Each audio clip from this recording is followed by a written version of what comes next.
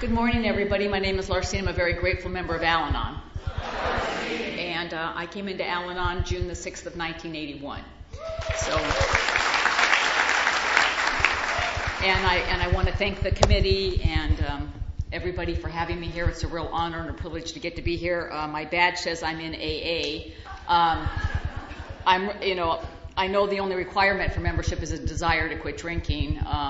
I don't know that I have that, basically, because I don't really remember when my last drink was, but I could probably figure it out if I needed to, and I don't know when my next drink is going to be.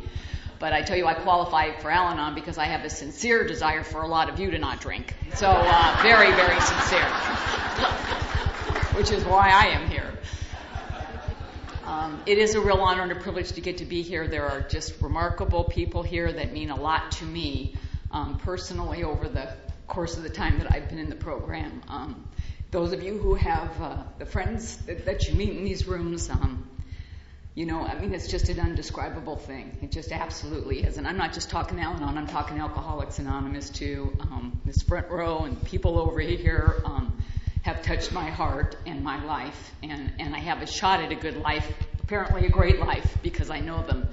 And it's just a really big deal for me to get to be here with them this weekend. And my sponsor is here too, Carol, who loves me unconditionally despite myself, and Peggy, who's been an absolutely fabulous hostess and a very, very good friend as well.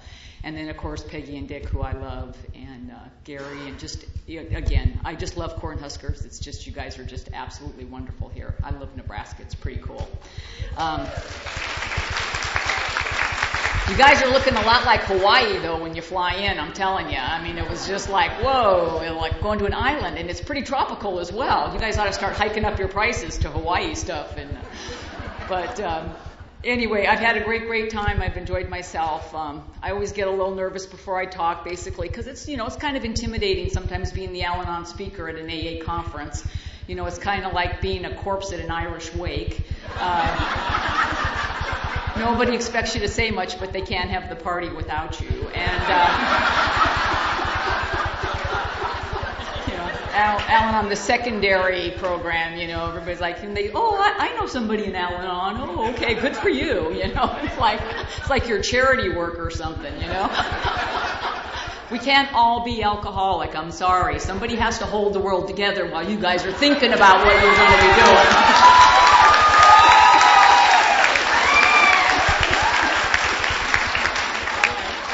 But I do want you to know I love alcoholics, and I love Alcoholics Anonymous as much as I love Al-Anon. And I'm very, very grateful that this conference, takes the time to have Al-Anon participation in it as well. I understand very well that our programs are different programs. There's Al-Anon, and that's Al-Anon, and there's Alcoholics Anonymous, and there's Alcoholics Anonymous. But I am really, really grateful that when we have conventions like this, that we are, as my sponsor loves to say, we got sick together. Isn't it great that we can celebrate getting well together? And I think it's great we can come together at these kinds of things and share that recovery. I'm just going to tell you a little bit about what it was like, what it's like for me now, and what happened. How's it going? Here I am. But anyway, I'm the oldest of 4 kids. My dad's a master sergeant in the Army, so that made me automatic corporal in my family. I've always had rank. It just is a gift I have. My husband jokes that I came out of the womb carrying a clipboard and wearing an armband, and he's not too far off the mark. It's just who I am. I've always been, when I was a kid, I was always in school. I was always room monitor, cafeteria monitor, playground monitor. And why? Because the teacher knew if she left and anybody misbehaved, I would report them. I would write their name down and they would be reported. I don't know what to tell you. It's a gift I have. I'm very, very good at it. It's just what I do. Even today, even though I have done a lot of work in that, I'm very close with my higher power today, my God today, and I pray every day for a lot of people. But I also have another list, and those are the people that I report to God as well.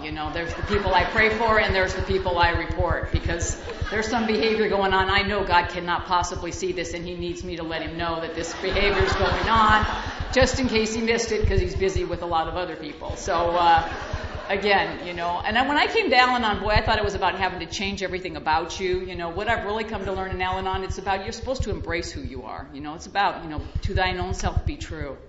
It's really important. Keeping the truth in front of me is one of the most precious gifts I've gotten here. But it's okay to be me. It's just fine to be me. But it's when I try and take who I am and my personality and the way that I think and the way that I do things and push them on other people that it becomes an issue. Because if it's okay to be me, then it's okay to be you too. And that's, to me, that if I have to sum up Al-Anon, that's just what it is. It's about really total unconditional love for each other. That's really what it is. That means I love you unconditionally. There's not a darn thing you can do about it. It also means, though, that, if you have unacceptable behavior, you have unacceptable behavior, and I don't have to tolerate that either, but it doesn't mean that I don't love you. It doesn't mean that I don't love you. And I'm so, so grateful to have that in my life, because it does give me the shot at a good life, potentially a great life. And that's really what's happened to me since I've come into these rooms. What I really know is my life circumstances haven't changed that much, but what has changed is how I look at things. Attitude is absolutely everything here, as Peggy has talked about, as Steve has talked about, as Edith has talked about, I know as Bob has talked about, and everybody else is going to talk about as it goes on. It's just about what are you doing with what you got. And you can sit there and be miserable about it, or you can look at the good part of it. And nowhere else do you go when you come and talk about, disasters and whatever, that you come and people laugh here about it. There's no other place, go tell your disasters to people at work or whatever, and they'll just be sorry right along with you, While you can watch TV and see that kind of stuff going on all day. But here they laugh about it when you're having a problem, which makes you, what? And know you belong. Know you belong, because it's just looking at it at a different way. Like I say, I'm the oldest of 4 kids. My dad's a master sergeant in the Army, and so I grew up with a lot of discipline in my family. My dad ran our family just like he ran the Army, boy. I mean, we had little Army bunk beds that we slept in. We had Army blankets on them. We had little foot lockers at the end of our bed where our gear went. That's the life I grew up with. I still remember standing at the end of my bed at attention, 4 years old, 5 years old, and my dad doing the room inspection, patting me on the head, open up the footlocker, telling me what I did wrong, how to make it better. And it's just, again, what I grew up with, just a lot of, this is, rules and regulations. And for me, I love them. They just really, really work well for me. I'm a rule and regulation person. I love it. I love written instruction. I love finding out what you expect me to do, how the best way to do it, and then just standing there at attention, ready for the pat on the head and the salute or whatever I'm going to get. And it works for me. It doesn't work for everybody, but it absolutely worked for me. It didn't really work so well for my sisters either, but it was a thing that I just kind of came out and knowing right out of the gate.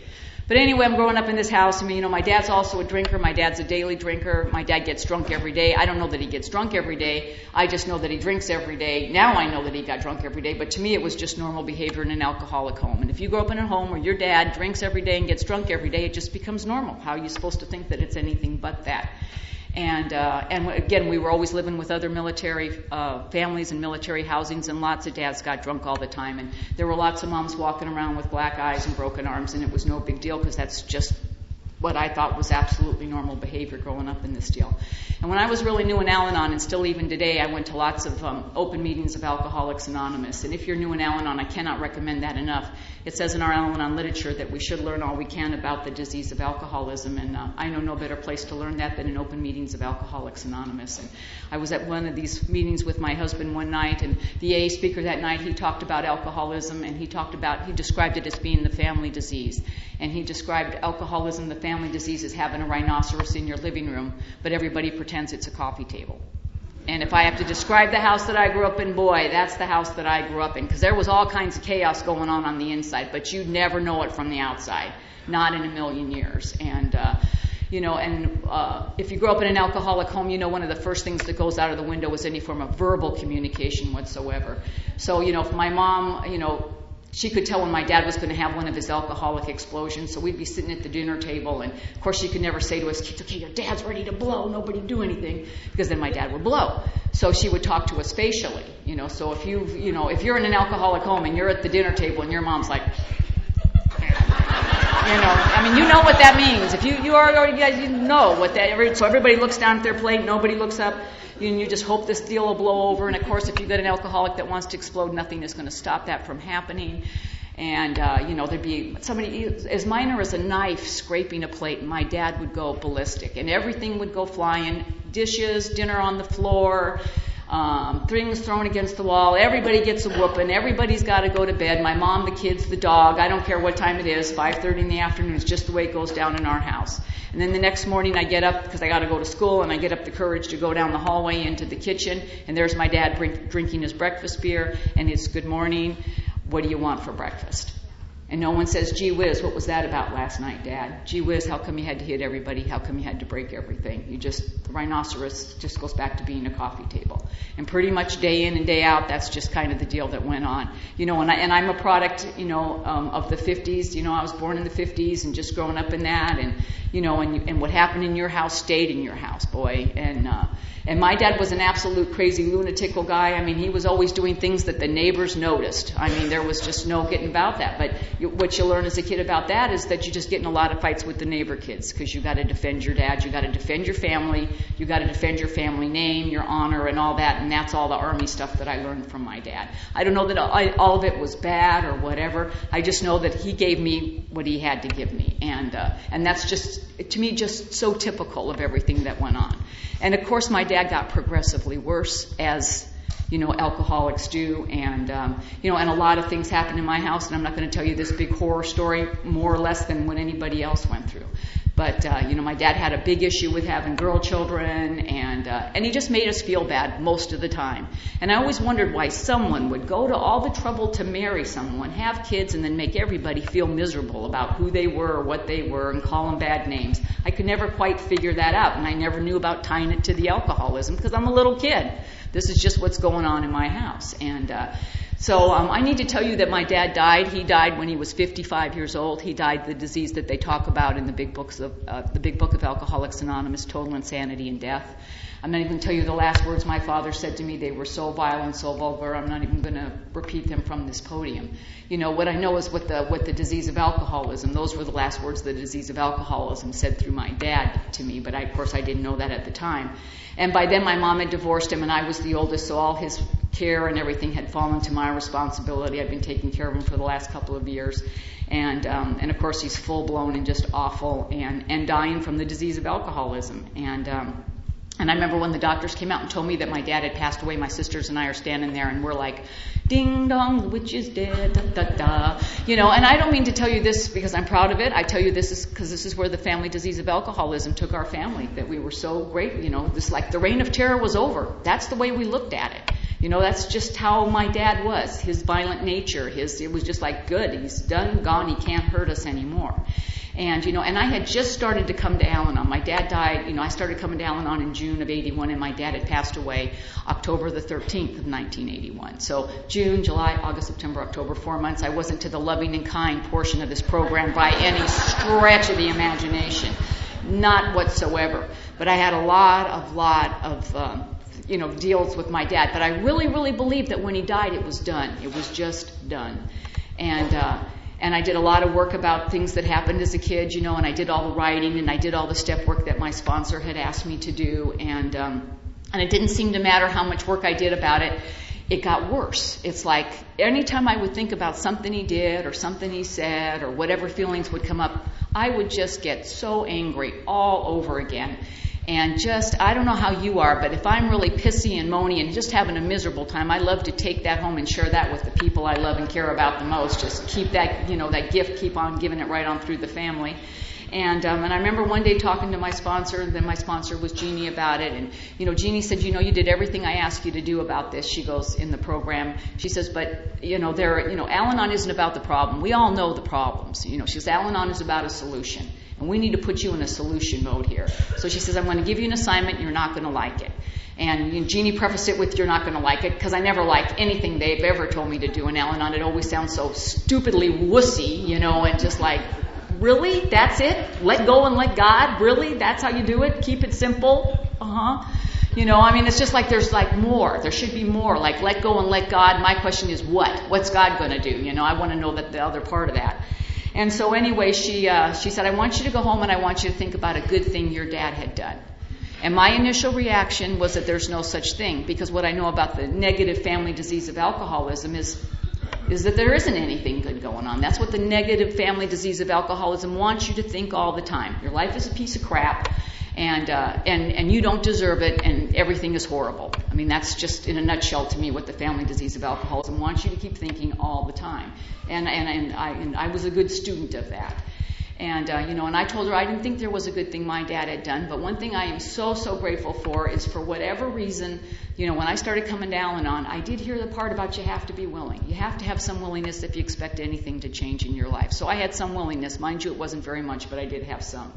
And so, I was willing to go home and think about it. And I don't know how long it took, 2 weeks, 3 weeks. And then I remembered that my dad had taught me how to drive. And if you're going to marry an alcoholic of your own and live in Southern California, it is a skill you simply must have. You just got to have that skill.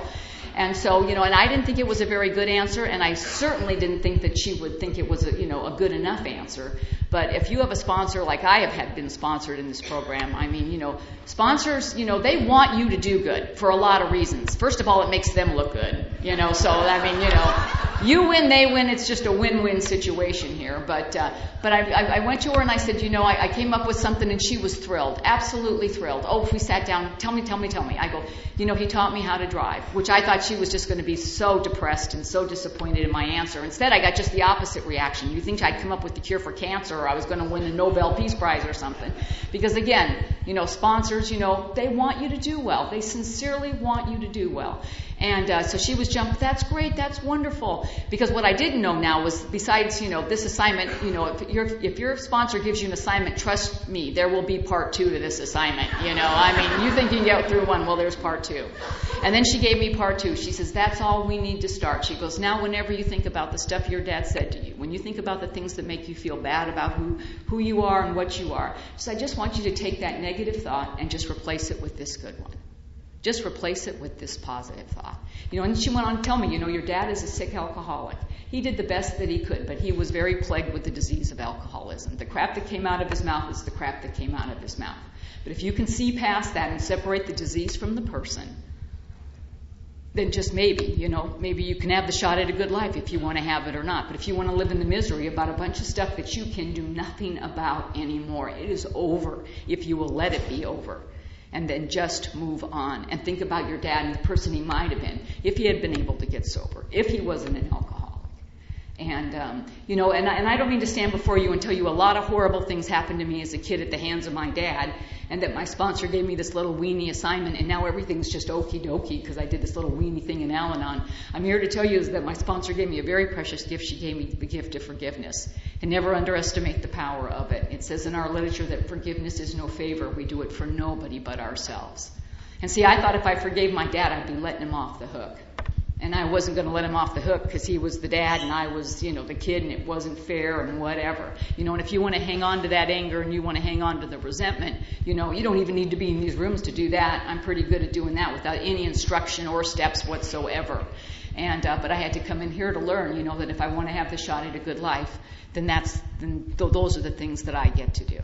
And I don't believe that my dad wanted us to think we were horrible people. I believe my dad was a very, very sick person afflicted by the disease of alcoholism. I think of him dying at the age of 55, and I'm now 57. My dad was already dead 2 years. Already dead 2 years. I mean, and he died with all of his children being glad he was dead. How much more are you supposed to punish somebody? I do not know. But anyway, when my dad had passed away, my dad was a World War II veteran. He was a Korean War veteran. He was decorated. He served with distinction for 20-something odd years in the military. And so when he died, he was cremated, and they brought me his ashes. And there was a big military deal, and then, a duty squad came over with his ashes, his medals, the flag. They gave me all that stuff. I happened to be home all by myself that day. My husband wasn't there. My sisters weren't with me, and they gave me all that stuff. And so I took my dad's ashes, and I put them in the garage, and I put them on a shelf, and I said, you sit here and you think about what you did. And he sat there for a long time. A lot of things to think about for Dad there. And just the way it went down, and until my sister finally rescued him and whatever. And that's another whole long story I'm not even going to go into because that's her sickness. Anyway, this is just the really ridiculous house I grew up in with ridiculous stuff going on. And I learned as a young kid, You just don't ask questions. Just figure it out yourself to the best of your ability, because you can ask a question and get a good answer. You can ask a question and find yourself across the room, and you never know from day to day, minute to minute, which kind of deal it's going to be. So, and I need answers to stuff because I am a figure-outer, and, but I don't talk to people about nothing. I just learned a long time ago, I just think crap up. I just think it up, floating up in the universe, lands here, becomes fact for me, and I act upon it. That's just pretty much, even today, I will catch myself many times functioning that way. So when my dad got out of the Army, we moved to California. Now, up until this time, I'm a teenager. We lived in Europe and all up and down the East Coast, and a little bit of, the middle part of America, but, for the most part, we were on that side. And then my dad gets out of the Army, and we moved to California. And this is in the late 60s, and there's no rules and discipline in California at all, so I'm like a fish out of water there, because what I am is I am a straight A student. I'm a good girl. I do exactly what I'm supposed to do. I keep my nose clean and stay out of the Sarge's way and do exactly every instruction the Sarge gives me to do. And and I'm just dating little weenie guys that are just as weenie pencil pushing as I am, geeky dudes. And, it was really hard to date in my house. My dad had a lot of rules and regulations about dating. We had to bring home these little weenie guys to meet my dad. My dad is over 6 foot tall. He has one eyebrow. He can raise 6 inches off of his forehead. He looks like Satan himself standing there all the time. I tell you, he's just a scary looking dude. And he would tell, we'd bring these little weenie guys home, to go out on a date with us, and my dad would sit him in the chair to ask him where we were going, what time we were going to be home, and then what part of their anatomy he would remove if we were not returned in the virginal condition of which we left the house in the first place. Very, very hard to get a second date in my house, damn near impossible. Guys would bring us home early, shake our hands at the door, thank you, but nobody's worth this, that would be the deal, and apparently not. And that's the way I remember it until my sisters reminded me, that Dad was very intimidating all by himself, but the fact that he always had a hand grenade or a sidearm didn't help matters either. Now again, when my dad was always going to blow up the neighbors with a hand grenade or blow up the milkman or whoever was pissing him off that day. And when you grow up with that kind of behavior, it becomes normal behavior. I just didn't think anything about it anymore. And that's why I have no qualms with being the non-drinker, being the non-alcoholic, how we become sick too. Because when you are subjected to that kind of crazy behavior all the time, it says in our literature, when every good sense tells you there's something wrong with the alcoholics thinking, you still act like it's okay, like there's going to be some kind of reason thing that's going to come out of here. And I have to defend my dad's behavior to the neighborhood kids and things who are telling me, your dad's crazy, your dad was, he's there. Because my dad, there's always police activity in our house. That happened all the time. It was absolutely no big deal to me. But that's the way I remember it. So the fact that, that yes, he was always had a sidearm, he always had a hand grenade. His last job in the Army, he was in ballistic missiles, and he stole some solid rocket fuel. Just because he could, I guess. And he said it was old stuff. They weren't even going to use it anymore. And I tell you, that's how he lit our barbecues for years and years and years. He'd saw off a little piece of it, throw it in there. Remember those big boy barbecues that kind of had the lid thing, that side half lid thing on there? I mean, he's launched more barbecues in, one he almost got to the top of the garage. He put a little bit too much in at that time. But, it's just, again, when you grow up in that, that's just normal. That's just no big deal at all. I think I was well out of the house and married before I found out you could have barbecue chicken that wasn't black. I didn't even know it existed. So, but anyway, that was just the craziness. When I was 17 years old, I met my husband. I should have known there was something really wrong with him because my dad liked him right away, and that never ever happened. And I went on this date with Butch, and Butch is several years older than me. I was like 17. He's like 24 years old. He'd been married once before, had a kid, back living with his mom and dad. Could have been clue number 2 to me that he was alcoholic, but that went right over my head. And I remember we're going to go over to his house, and we were with this other couple, and he stops at a liquor store, and he asked me what I would like to drink. Well, I'm 17 years old, and there's rules and regulations about drinking in the state of California, and I tell him what those rules and regulations are, and I know he heard what he still hears today when he doesn't want to hear what I'm saying. He heard blah, blah, blah, blah, blah, blah, because he went in and got a gallon of Red Mountain wine, if nothing to impress me what he can consume in sheer volume alone in one evening, and so anyway, we go back to his house with this other couple, and I don't drink. It's against the law to drink. I would never even think about doing such a thing. But we're going to play a game. And it's a legitimate board game. It was called Pass Out. I don't know if you guys have ever heard of it, but there really is this game. They've actually made a board game, and it has rules because I read them. And now I don't drink, but I have a whole slew of rules. I just do. It's just the way I am. I have an index card of everything that goes on in the world in my head. And now I don't drink, but I have another rule that I must win every game I play. So I'm going to have to give up on the drinking thing if I'm going to honor the I win every game I play thing. So anyway, so I had a half a glass of wine. I won the game. That's what that was all about. And then I remember him, taking me home. Now, he's had considerable amount to drink compared to my little weenie half a glass of wine. He's just about polished up most of that bottle by himself. Now he's getting ready to take me home, and obviously, he's been drinking a lot or whatever. And I want you to know I'm 17 years old right now. Boy, I've got an index card in my life about how my life is going to be and who I'm going to marry and what's going to be going on. And believe you me, I'm not going to be married to anybody like my dad. You can cut the hate in my house with a knife. Nobody ever wants to be there. Our house is the only house on the block where kids can't wait to go to school. It's just get me out of here.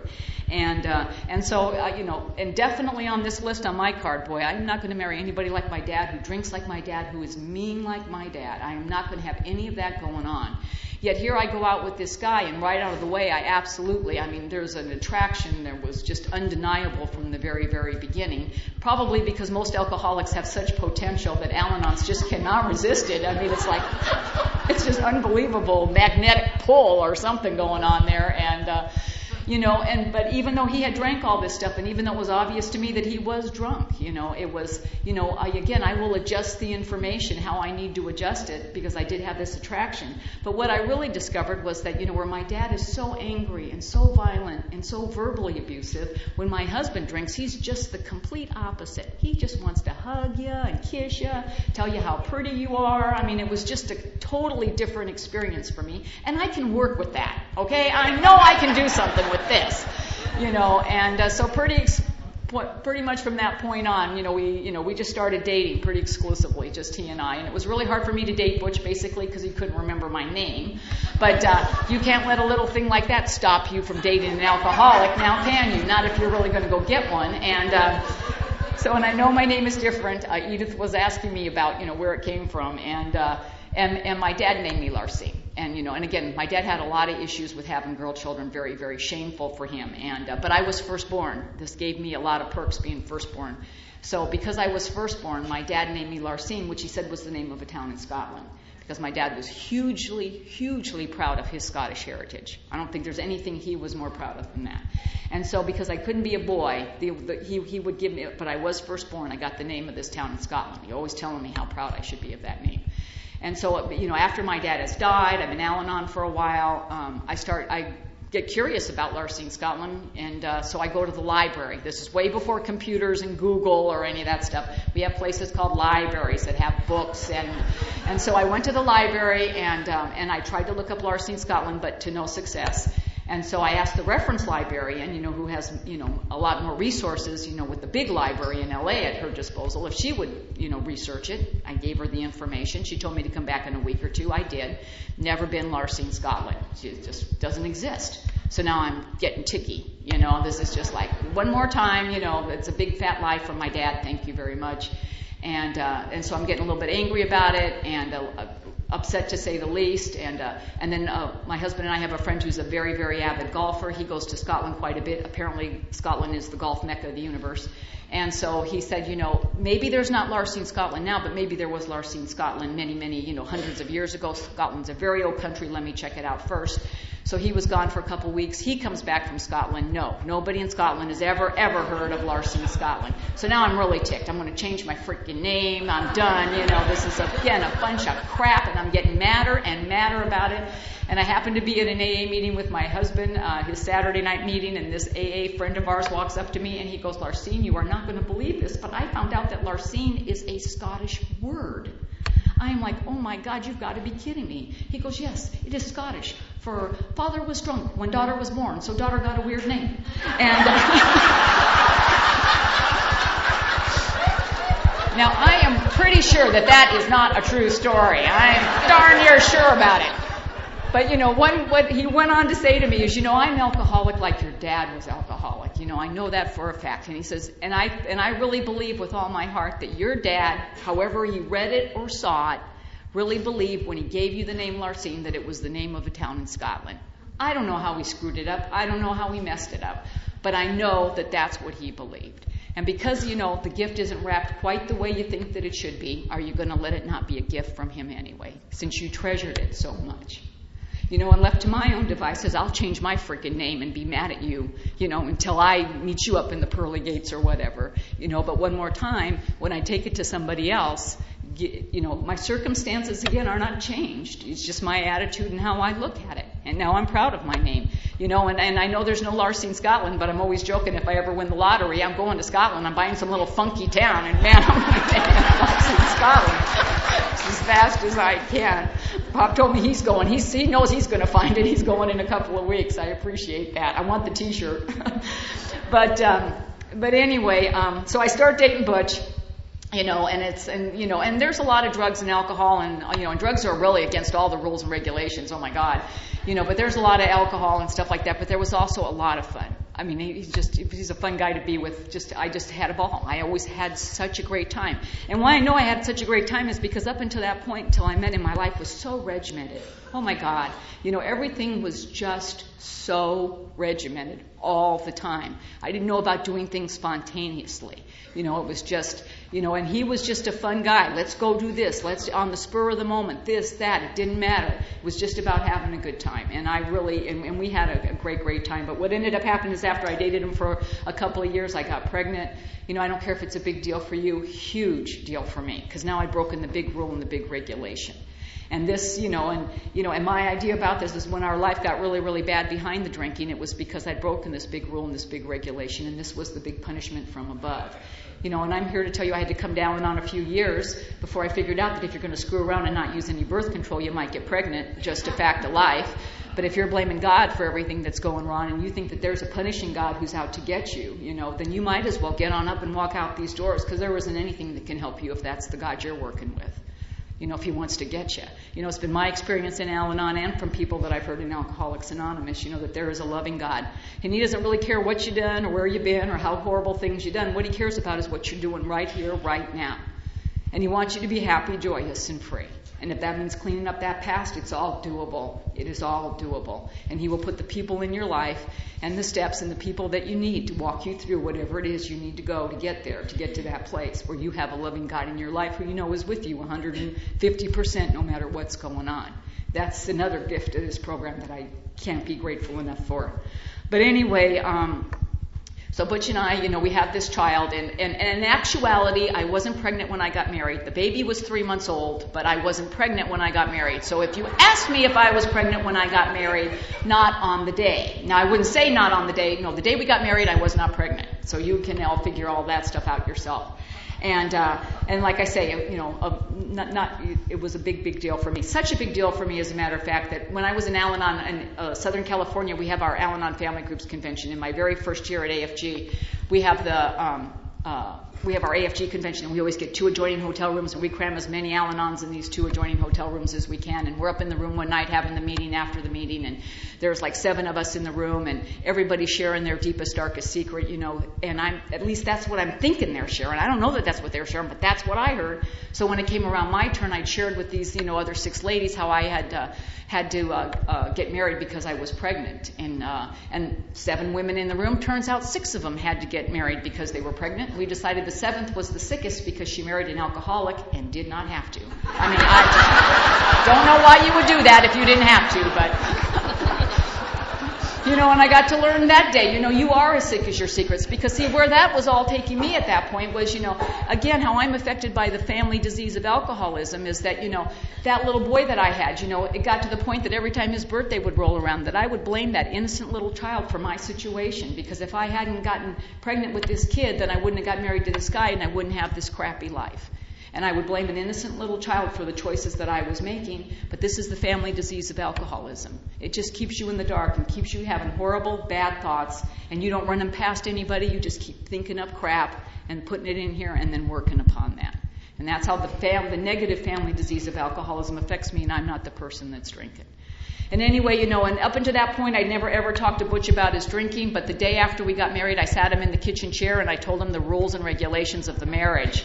And I told him we could get a babysitter once a month, but he's going to go to work, he's going to be a good guy, we're going to save money, we got a kid, we got responsibilities, do you understand the plan? He sat in the chair and did this, which I took as affirmative. What I know today, he was so drunk and loaded, his head was just doing this thing, and he heard the blah, blah, blah, blah part, because he did not come home. Day 3 of our marriage, he does not come home all night long.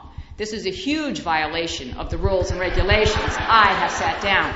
And man, I am not going to put up with it. I'm going to tell you here, I watched my mom do the silent treatment. It never worked. I am proud to stand before you and tell you my husband begged for it, begged for the silent treatment. He never got it one time. I was like one of those little dogs, when you walk in, just... He even says I talk as fast as I do because I only had so much time from when he came home to when he passed out to tell him everything it was that I was going to tell him, because by God, he was going to hear it. Dang, it still just gets me all fired up thinking about it. Absolute craziness. Absolute craziness. Now, I want you to know that absolutely, the driving force behind Butch and I getting married was the fact that we had this child. There was no doubt about that. But I also want you to know I love my husband. I believe that he loved me. I believe, we got married in a church in front of a minister. He was sober the day we got married. I believe, that we were as sincere as two people can possibly be, when they are making vows with each other, promising to love and cherish each other and take care of each other. I have absolutely no doubt that all of that was going on in our life. But what Butch didn't know and I didn't know was it wasn't just he and I that got married that day. It was also the family disease of alcoholism. And I'm here to tell you the family disease of alcoholism doesn't love or cherish anything or anybody. It means to tear your family apart through the alcoholic or the non-alcoholic. It's totally irrelevant to the family disease of alcoholism.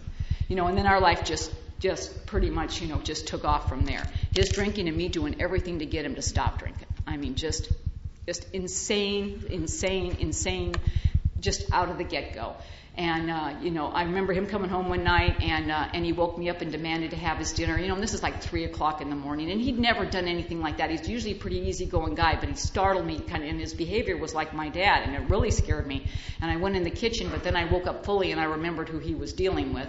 And I made a Mexican casserole that night that called for 1 jalapeno pepper, but I had a whole can full of those suckers in there, so I chopped up every single one of them and stuffed them in there, and he ate it, and then he was doing what I wanted him to do, which was be in the bathroom and puke his brains out, because I don't know how you feel, but when my alcoholic throws up, oh my God, I just get a warm feeling all over. It just lasts me for days and days. It's just the best.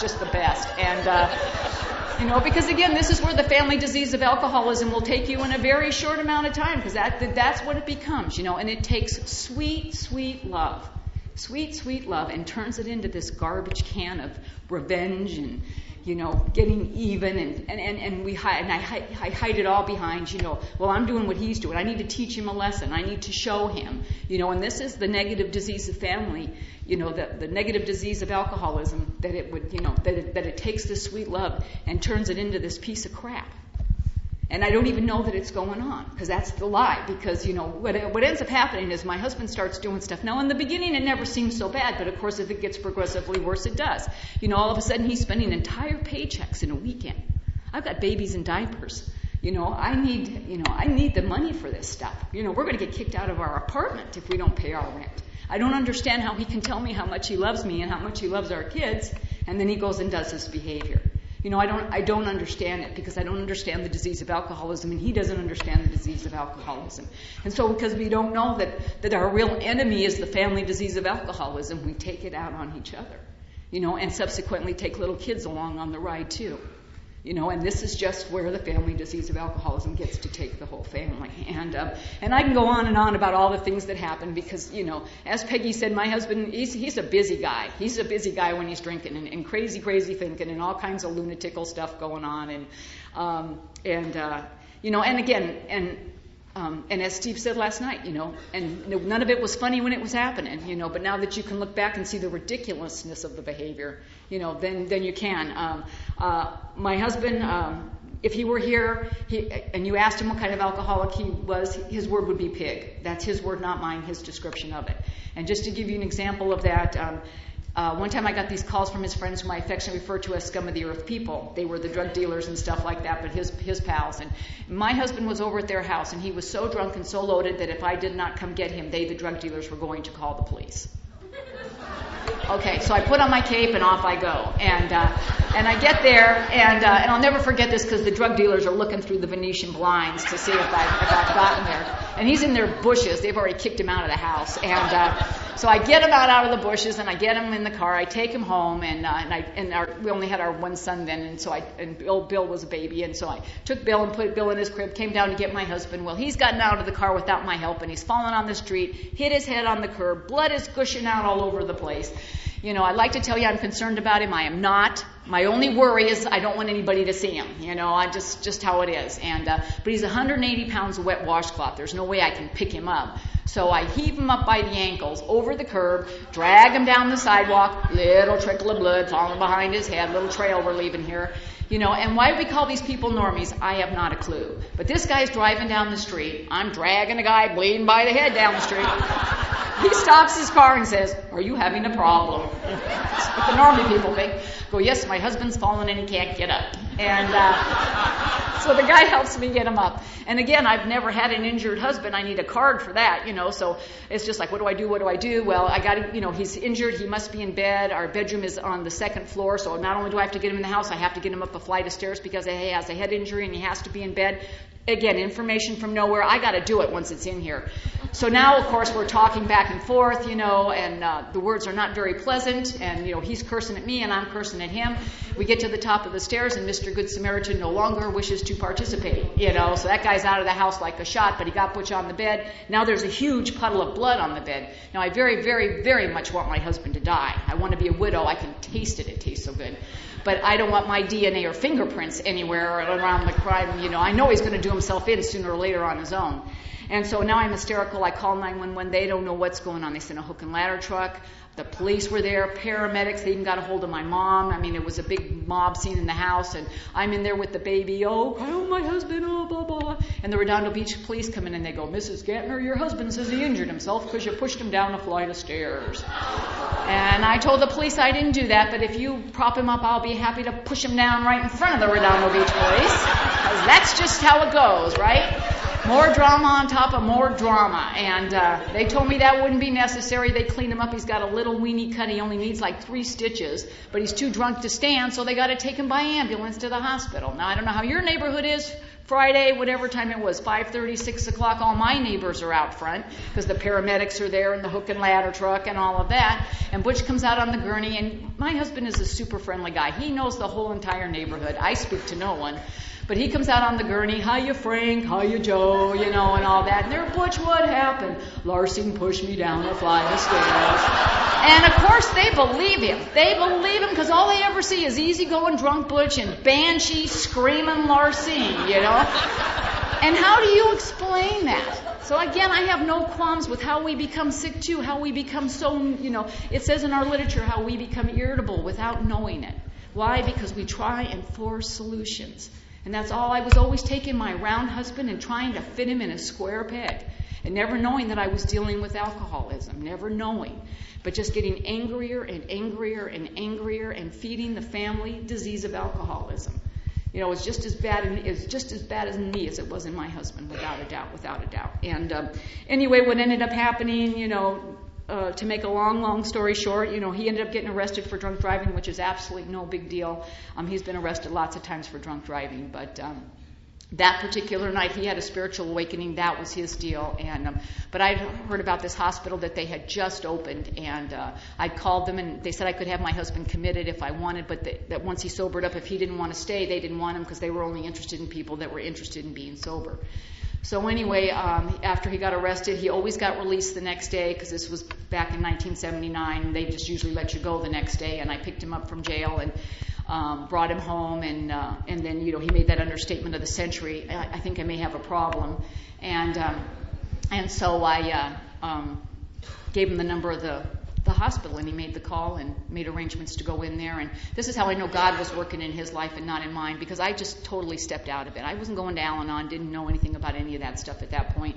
And But I just stepped away, and Butch made the arrangements, and he had to go into the psychiatric unit because he had been taking Valium for 1,000,000 years and all the other drugs, and he'd gone through DTs before, so they wanted to have him in the psychiatric unit for a few days. And I remember getting to the end of the double doors and the guard letting me out after I dropped him off, and him calling me back, Larceen, come back.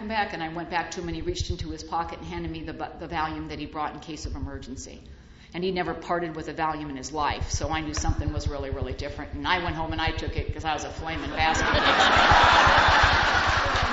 I think I slept 30 hours on one 10-milligram Valium. But in my own defense, I was very, very tired, okay? I was pooped. So anyway, so he's in there, and to cheer him up, then our boys at that point were in kindergarten and preschool. I would, take him what they'd made in kindergarten and preschool to cheer him up, but no, he wanted to show me what he made in occupational therapy that day, and I'd take it home, we'd hang it on the refrigerator. Look, Daddy's doing artwork. Okay, here we go. Don't know what it is, but it's supposed to be good.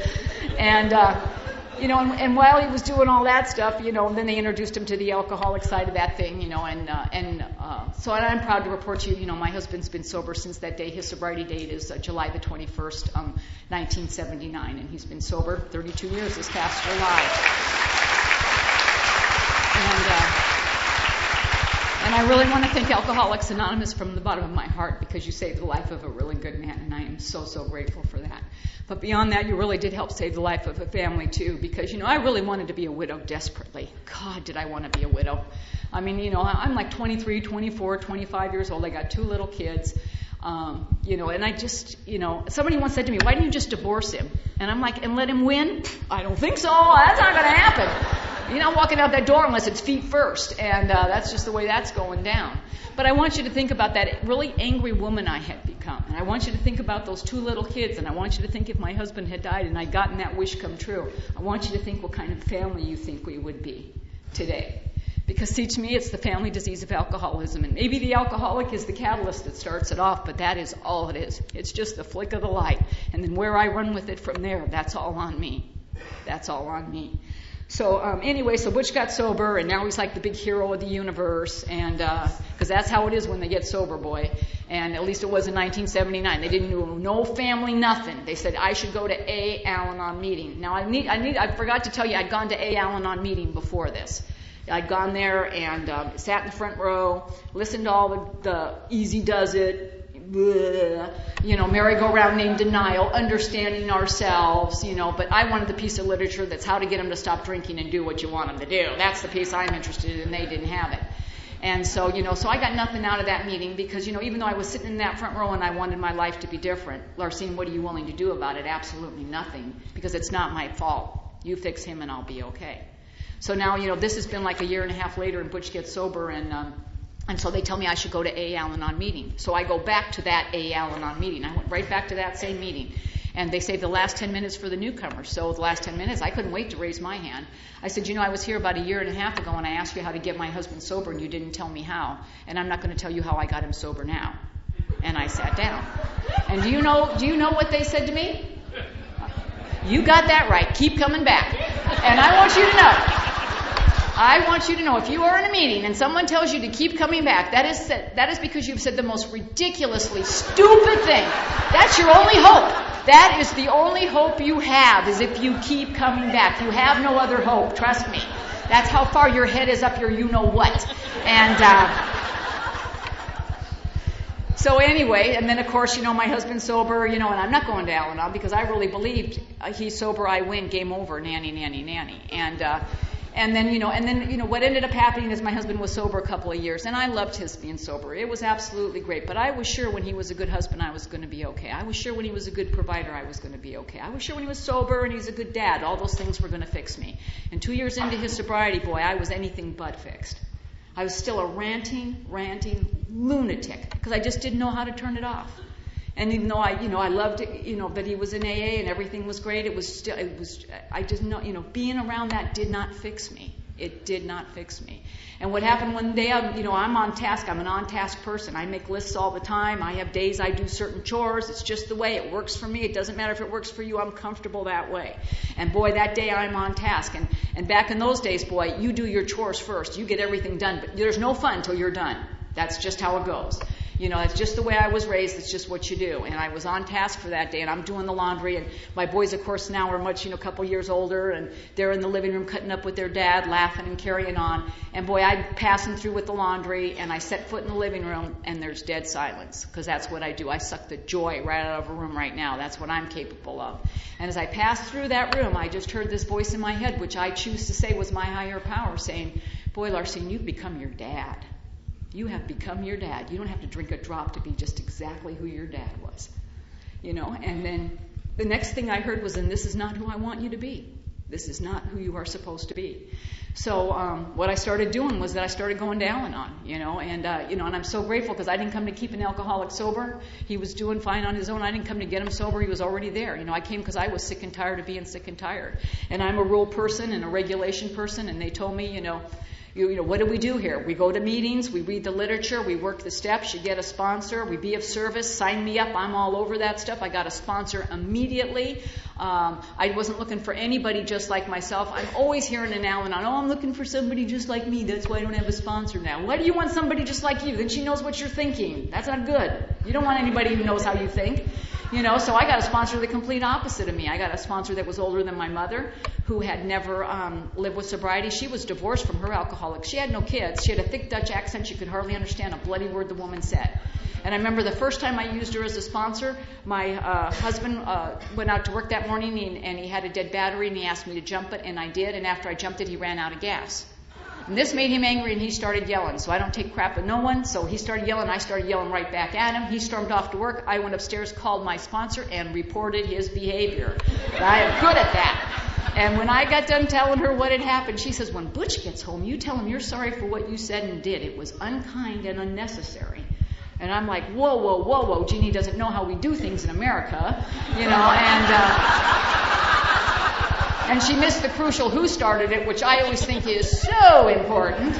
And so I started telling her the story again, because obviously not listening to the details. And I just started telling her the story the second time. And, I didn't even get a minute into it. And she says, don't tell me what you just told me. I heard you the first time. And for what you said and did, you owe your husband an amends. And another thing, don't ever call me and start a conversation with Butch said or Butch did. I am not Butch's sponsor. I am Larceen's sponsor. And for what she said, it was unkind and unnecessary, and you need to tell him you're sorry. I'll see you at the meeting tonight.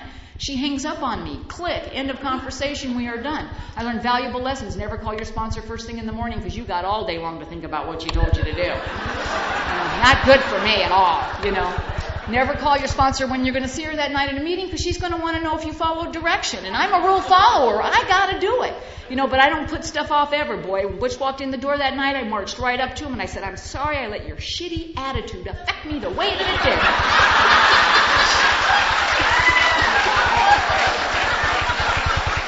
And I'll try and do better in the future. Now, for a long time I thought that probably wasn't a good amends. That was a great amends. I'm here to tell you that was a great amends, because I'm here to tell you I was this much willing that day to do something a little bit different, because it was always his fault. I was always willing to blame him for everything.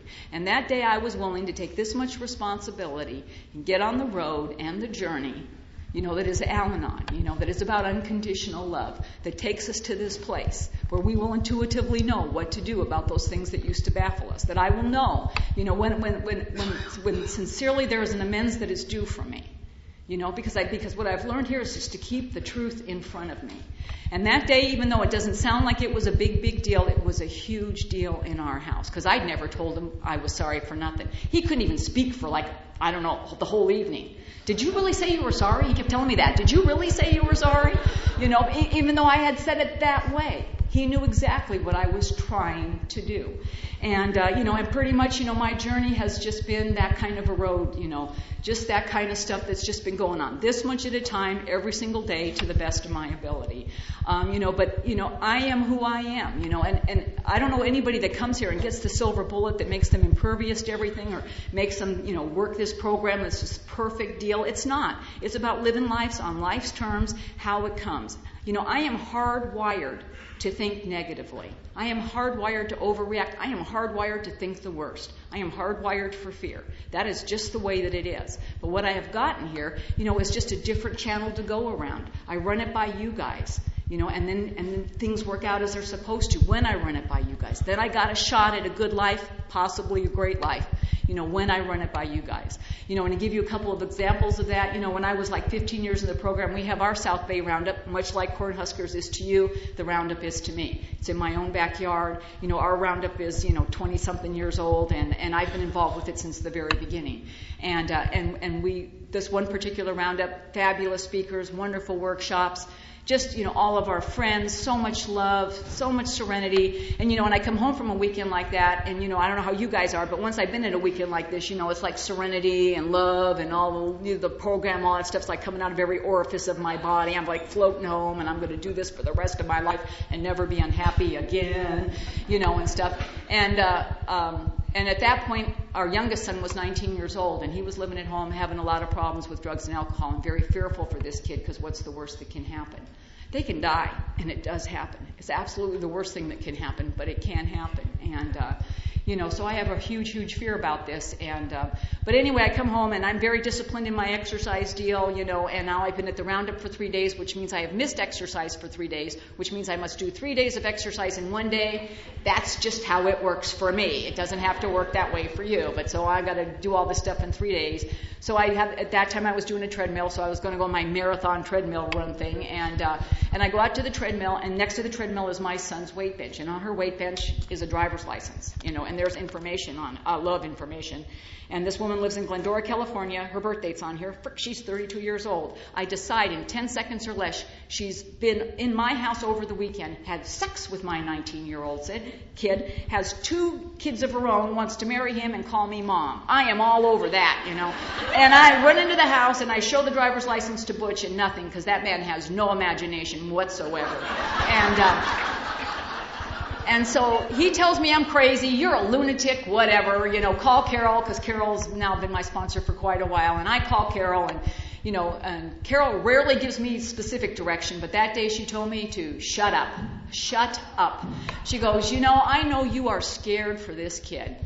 She goes, but you know what, Larceen? It takes just as much energy to send good thoughts his way as negative ones. So why don't you pray for him instead of thinking up more crap in your stupid head about what you think happened over the weekend?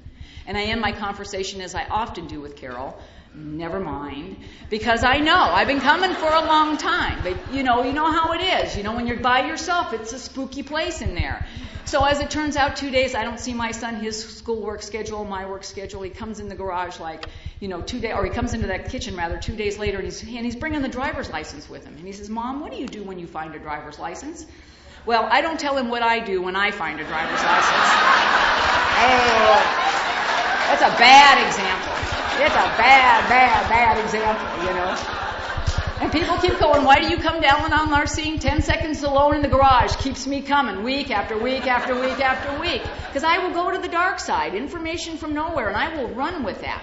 But when I take it to you, you just show me a different way to look at it and give me the shot at a good life if I choose to take it, or I can live in pain and fear. And fear is the worst. Fear is the absolute worst. It is. And I know, and for you people that have, people out there that are still doing the deal, and I know the fear, but someone told me what fear stands for, and it's forgetting everything's all right. And that's just kind of really what I hang in. Is everything okay right now? Then just go with that and just say a prayer for that person. And no one can guarantee what's going to happen or not happen. But I'm here to tell you, if love could fix them, boy, none of us need to be in these rooms. So we love them unconditionally no matter what. That's the big lesson. That's the thing that we all have to take home with us. And I don't care if you're an AA and an Al-Anon. If you're here and you're enjoying this fellowship, but you're going home and you're acting like a butt, you better do something about it, because the real ride here is taking it home. Trust me, that's the real ride. A few years back, I found out I was going to be a grandma, specifically 8 years ago. Thrilled about a grandma. Never been a grandma before. Don't have an index card for grandma, so I made one up on the spot. And first thing on the card is I must be there when the baby's born. Don't ask me why. I just had to be there, And so, but as it turns out, it's 9 months till the baby's going to be born, because they got popsicle sticks, so they know right away when this baby's coming. And so it turns out I have commitments all around this weekend that this baby's born, like 4 of them in a row. And so my husband says, well, you might want to get out of these commitments if the baby's going to be born, and because you might miss it if you're gone. And I'm like, and you want to be here when the baby's born. And I'm like, I'm not going to miss those commitments. Those are Al-Anon commitments. I'm going to honor those commitments. And he goes, well, you might not be here when the baby's going to be born. Don't you like it now when the alcoholic is the voice of reason in your freaking house? house, man. You really need Al-Anon then, let me tell you. You have to go a lot of meetings. So, but anyway, he said you should discuss with Carol, and I told him I would, but I lied, because I knew Carol would just be along with Butch as well, and and I didn't share with my home group because I knew my home group would rat me out to Carol, so that's no good either, So I went right to God with my prayer, and that's God, I know I'm not supposed to pray for specific things, and I never do, but this isn't really a thing. This is a baby being born. So I'm just asking for the baby not to be born on a Saturday or a Sunday. I can deal with anything else, but just not that. And I see God's face in my mind as clear as that day. Larceen, you do a lot of service. Boy, you got this one, girlfriend. And cause that's how I am with God now. And so anyway, everything comes and goes. Nothing, no baby. Last commitment I have. And I call my daughter-in-law Friday morning. Nothing going on. Okay, I'll see you Sunday. Get on this plane, go someplace in Minnesota. I'm at this Friday night dinner. My cell phone rings, and the baby has been born. I am so pissed. I can't even begin to tell you people how angry I am. And I'm at this dinner, and they're all, "Oh, we're so happy you're here." And I'm like, "I hate you." Of course, that's not of course, the outside looks wonderful, but that's what's on the inside. I am dying. So I run outside because, I have tools of the program. I call Carol. I am in so much pain. God, this sucks. When do you get to be there for your family? I asked God for one little weenie baby not to be born on one freaking weekend. And is God there for me? No. I'm quitting Al-Anon. And I'll never forget this. I'm in so much pain. And Carol goes, "I'll have to call you back." Oh, thank you. More gravy for Larceen, right?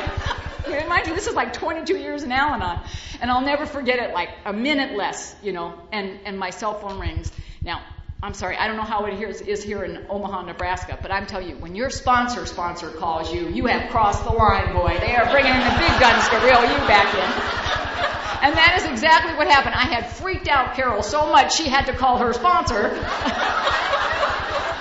And then there's Charlotte's sweet voice now I know better than yell at Charlotte, so I go the other way. "I really wanted to be there when the baby was born. Feel sorry for me, pity." And I'll never forget her. She goes, "Larceen, a beautiful, wonderful thing happened to you today. You became a grandmother, and because you made some ridiculous rule about how you thought it had to go down, you're going to take this beautiful event and turn it into a piece of crap. And one more thing, did you turn your will and your life over to the care of God today?" I did. Because I tell you, no matter what is going on with my life, I don't care where I am or how busy I am, it takes such a little amount of time every single day to turn your will and your life over to the care of God if you just want to take that 3.5 seconds that you need to do that. And I do that every single day. Then she said, "If you did that, then you are exactly where you are supposed to be, doing exactly what you are supposed to be doing." And again, never mind. And I hang up the phone. And what I remember now about that day is coming home on Sunday and my husband picking me up from the airport and taking me to the airport and holding that beautiful baby boy in my arms. That's my memory today. But left to my own devices, 22 years in Al-Anon, I would have turned it into a piece of crap. When I lead a meeting, my topic is always, what stick is up your butt? Because I'm telling you, if you stay rigid, you will break. And we make all these rules and we think everybody's supposed to be filling in, and the boundary thing and all this stuff. Well, I'm here to tell you, love doesn't have a boundary. God doesn't have a boundary. Faith doesn't have a boundary. Al-Anon doesn't have a boundary. None of those things are here. It's unconditional love for each other. And when you're having stuff going on in your life and you take it to other people, they just give you the shot at a good life if you choose to take it. And that's just been totally my experience. The last, when we found out that we were going to have Matt, my husband also discovered that he had developed cirrhosis of the liver as a result of his hepatitis C. And he did interferon for a year, and it didn't, he's a sustained responder when he's on it. Then he went off, then it came right back up again. Then he had it for a year and a half, and now he hasn't had anything for the last 3 years. And now he's just this last month started the new interferon. They got the new treatment out now, and he's been having a really, really rough time of it. It's only been the first month, but he's just been really, really sick and not doing as well as I would like him to be doing. And now he's had to add this new drug, which is called Victrillis, which I keep calling Viagra. And he's got to take 12 pills a day. Woohoo! And he keeps telling me, no wonder I'm so tired. And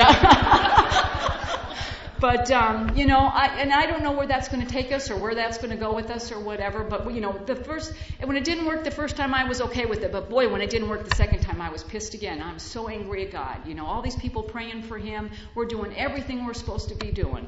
You know, and I was and I remember just talking to a long-timer that was in Alcoholics Anonymous who, you know, he just told me, he goes, you know, God hears every single prayer you say. Every single prayer you say. And he is with you on this road 150%. And he's put all these people in your life so you don't have to do this journey by yourself. We're all eventually headed out one way or the other. But do you want to miss what's going on in your life right now? The joy, the grandkids, the fact that he is doing okay today because of your fear about what is eventually going to happen to all of us at some point in time. You know, and again, he gave me a very precious gift, the gift of right here, right now. Do not miss it. You know, and because of that, you know, we're just on the journey, and we're able to laugh, you know, and even though it's kind of been hard to laugh this last month because it has been really, really rough, you know, my husband is alcoholic. He takes advantage of me every flaming chance he gets, because when he's been especially sick, like just before I came here, he wanted a drink of water, so I got him a drink of water, and he took a couple sips of it, and then he handed it back to me. He goes, "Can I have some more?" And in a clean glass, you know, and so I don't know because he's so sick, and then he just, you know, and then he, and then he says to me, maybe when you're in the program for 32 years, you won't fall for that as easy as you do at 30. And so we get to have a shot at a good life, you know, and I can't thank you guys enough for that. I have a little wooden candle that I keep in my kitchen. It says a candle loses nothing of its light by lighting another candle. I want to thank you guys from the bottom of my heart for lighting my candle. Thanks for having me.